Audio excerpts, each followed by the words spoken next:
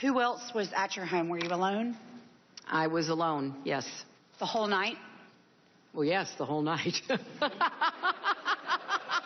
I don't know why that's funny. I mean, did you have any in-person briefings? I don't find it funny at all. I'm sorry, a little note of levity at 7:15. Earlier, I spoke with Democratic Representative Linda Sánchez of California, a member of the Benghazi Committee, a vocal participant in today's marathon hearing. I asked if anything she saw today surprised her. I'm a little surprised by the tone that some of the Republicans took in questioning Secretary Clinton and the sort of fanciful wild goose chases that they ran around on. Again, nothing really related to the events of the evening of September 11th, 2012. No new information that sheds any light on what happened that evening or that contradicts what is already contained in the 8 previous reports on Benghazi. Some of the questions seem to me to indicate perhaps a less than full understanding of the mechanics of the State Department. Are you confident that your colleagues are sufficiently briefed, sufficiently read up to kind of get their arms around this?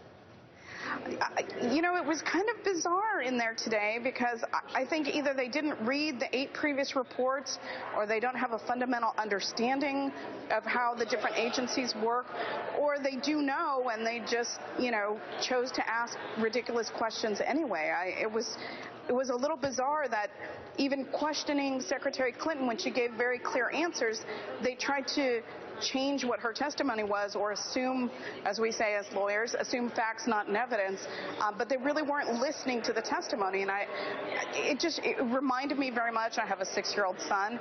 Every morning I ask him, what would you like for breakfast? He tells me ice cream. I tell him we don't eat ice cream for breakfast, and yet he'll ask me 5 or 6 different times. That's kind of what they were doing today. They were asking the same questions over and over again. The facts don't change, and so their narrative doesn't change. I mean, it's the same information that we've heard over the last 17 months over and over and over again. You, if I'm not mistaken, co-wrote an op-ed with one of your colleagues, Adam Schiff, on the committee about the possibility of Democrats, yourself, leaving the committee after today's testimony.